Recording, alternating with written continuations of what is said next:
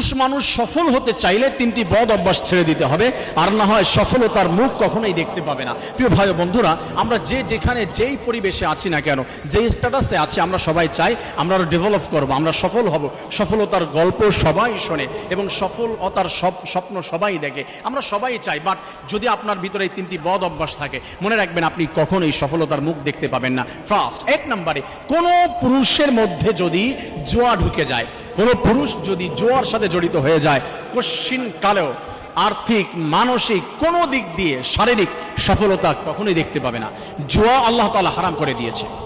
আল্লাহ তাআলা বলছেন, ইয়া আইয়ুহাল্লাযীনা আমানু ইন্নামাল খামরু ওয়াল মাইসিরু ওয়াল আনসাবু ওয়াল আজলামু রিজসুম মিন আমালিশ শাইতান ফাজতানিবুহু লাআল্লাকুম তুফলিহুন।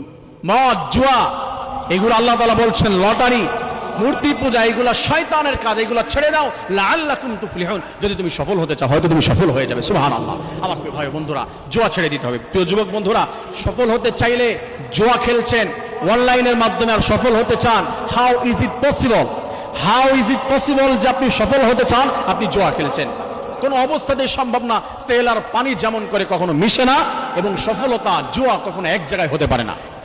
2 নম্বরে, পুরুষদেরকে ধ্বংস করে, সফলতার মুখ দেখতে পাবে না। 2 নম্বরে, কোনো পুরুষ যদি মাদকাসক্ত হয়ে যায়, যদি কোনো মানুষ মাদকাসক্ত হয়, তাহলে সে কখনো সফল হতে পারবে না। কারণ মাদকাসক্ত হয়ে গেলে দিন দুনিয়া তার কাছে সমান হয়ে যায়, সে কিছুই শান্তি পায় না, আখিরাতেরও কোনো অবস্থাতে কোনো সম্বল নিতে পারবে না, দুনিয়াও পায় না, তার কোনো শান্তিই থাকে না এই পৃথিবীর মধ্যে।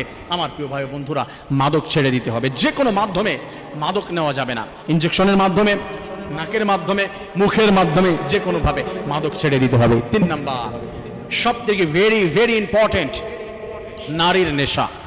নারীর প্রতি যদি কোনো ছেলের আসক্ত থাকে, তাহলে সে সফলতার দ্বার প্রান্তে পৌঁছে দিতে পারবে না। 100%। নারীর নেশায় যারাই পড়েছে তারাই ধরা খেয়েছে।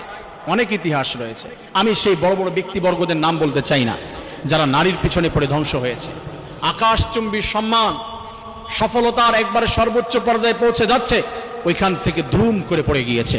ফুটন্ত গোলাপ ধ্বংস হয়ে গিয়েছে নারীর পিছনে পড়ে। এই পৃথিবীতে হাজারো ফুটন্ত গোলাপকে ধ্বংস হতে দেখা গিয়েছে, একমাত্র কারণ নারীর পিছনে পড়েছে, নারীর প্রেমে পড়েছে, সৌন্দর্যের মোহে পড়েছে। নারীর সৌন্দর্যের মোহে যখন পড়বে, এখান থেকে সরে আসতে না পারলে এই পুরুষ ধ্বংস হয়ে যাবে, সফল হতে পারবে না। তখন পুরুষ মানুষ যদি সফল হতে চায়, তাহলে কি নারী কখনোই জীবনের সাথে জড়ানো যাবে না? না, এটা আমি বলছি না।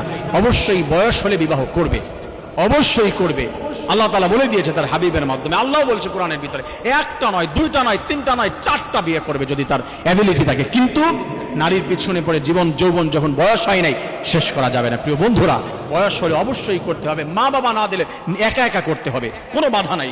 কিন্তু তার আগে পিছনে পড়ে নিজেকে নষ্ট করা যাবে না। রব্বুল আলামিন আমার প্রত্যেকটি যুবক বন্ধুদেরকে এই নসিহা বুঝে সফলতার সর্বোচ্চ পর্যায়ে পৌঁছে যাওয়ার তৌফিক দান করেন। আমিন।